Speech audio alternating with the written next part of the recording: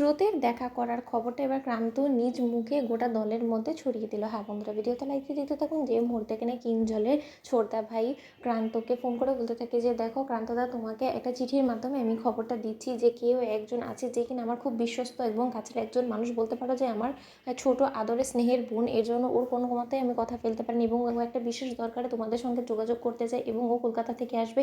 তাই আমি মনে করব যে তোমরা একটু হলেও সময় বের করে ওর সঙ্গে একবার একটু কথা বলার চেষ্টা করো। এবং ও আগেই বলে দিয়েছে যে তোমাদের গোটা দলের সঙ্গে ও দেখা করতে চায়, এতে করে তুমি কোনো রকম কোনো আপত্তি করো না এবং নিশ্চিন্তে নির্দ্বিধায় তোমরা ওর সঙ্গে দেখা করতে পারো, কারণ ওর সঙ্গে পুলিশ থেকে শুরু করে কোনো রকম কোনো তোমরা বিপদে পড়বে এরকম কোনো কিছুই ওর সঙ্গে আসবে না, এতটুকু অন্তত তুমি গ্যারান্টি দিয়ে বলতে পারি। অন্যদিকে ক্রান্ত গ্রামে আসা সকল সদস্যদেরকে বলতে থাকে যে দেখো সকলে কান খুলে শুনে রাখো যে আজকালের মধ্যেই একজন বিশেষ মানুষ আমাদের সঙ্গে এসে দেখা করে আমাদের সঙ্গে একান্তই আলাপ করতে চায় এবং সেই মানুষটাকে, তার সম্পর্কে আমার কাছে এখনও পর্যন্ত সেরকম কোনো ইনফরমেশন নেই, কিন্তু একজন বিশ্বস্ত লোকের দ্বারাই সে আসবে এবং সে খুবই বিশ্বস্ত এবং তার সঙ্গে পুলিশ থেকে শুরু করে অন্য কেউ গোয়েন্দা সেজে যে সে আসে সেরকম কোনো রকম কোনো তথ্য নেই। তাই আমি তোমাদেরকে বলবো যে সেই মানুষটার সঙ্গে তোমরা একটু ভালোভাবে ব্যবহার করে তার সঙ্গে সকল সমস্যার সমাধান করার একটা চেষ্টা করো। অন্যদিকে ক্রান্তর অন্য দলের সদস্যরা বলতে থাকে যে ক্রান্তদা, এই জিনিসটা করে বড্ড বেশি রিস্কি হয়ে যাচ্ছে না? এমনটাও তো হতে পারে যে আমাদের গোপন আস্তানার খোঁজখবর নিয়ে সে হয়তো বা পুলিশের কাছে সকল সত্যটা বলে দিতে পারে, তখন কি হবে একবার ভেবে দেখেছো? অন্যদিকে ক্রান্ত বলতে থাকে যে যেই মানুষটা আমাকে বলেছে যে এরকম একটা লোক কলকাতা থেকে আমাদের সঙ্গে দেখা করার জন্য আসছে, তখনই আমি আপত্তি করেছিলাম, কিন্তু সেই মানুষটা আমাকে বলেছে যে এই মেয়েটা নাকি যথেষ্ট পরিমাণ বিশ্বস্ত।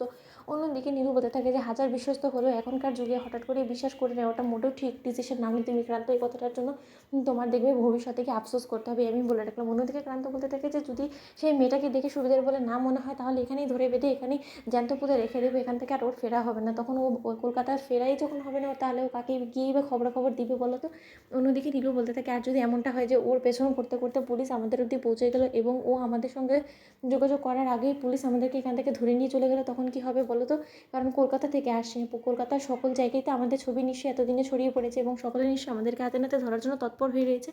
অন্যদিকে পুলিশ যখন সার্থককে বলতে থাকে যে সার্থক সেনগুপ্ত, আপনি একদম টেনশন করবেন না, আমাদের গোটা টিম তৎপর আছে এবং আপনার স্ত্রীর গতিবিধির উপরে সর্বক্ষণ নজর রাখছে। আপনার স্ত্রী যেখানে যেখানে যাবে সেখানে সেখানে আমাদের টিমের লোকেরা সিভিল বেসে যাবে এবং আপনার স্ত্রী যাতে কোনো মতে টের না পায় তার জন্য আমরা সকল ব্যবস্থা করে ফেলেছি। কিন্তু আপনাকে একটা ছোট্ট কাজ করতে হবে, আপনার স্ত্রী যে গাড়িতে করে যাবে সেই গাড়ির ড্রাইভার আপনাকে সাজতে হবে এবং আপনার স্ত্রীর ওপর আপনাকে নজর রাখতে হবে এবং আপনার স্ত্রী কোথায় কোথায় যাচ্ছে সেই সকল তথ্য আপনাকে আমাদেরকে দিতে হবে। তারপরেই আমরা আপনাদের পেছন পেছন সেই প্রত্যন্ত গ্রাম অবধি পৌঁছতে পারবো, কারণ এতে করে আমাদের কাজটা করতে একটু সহজ হবে। কারণ আমরা যেহেতু আপনার স্ত্রীর ফোনের মাধ্যমে কোনো মতেই আমরা ট্রেস করতে পারছি না, তাই আমাদের কাছে লাস্টে এই একটা অপশন আছে এবং এই জিনিসটাতে আপনাদেরকে অবশ্যই আমাদের সঙ্গে কোঅপারেট করতেই হবে। তো বন্ধুরা, লাইক এবং শেয়ার করে সাবস্ক্রাইব করতে ভুলো না।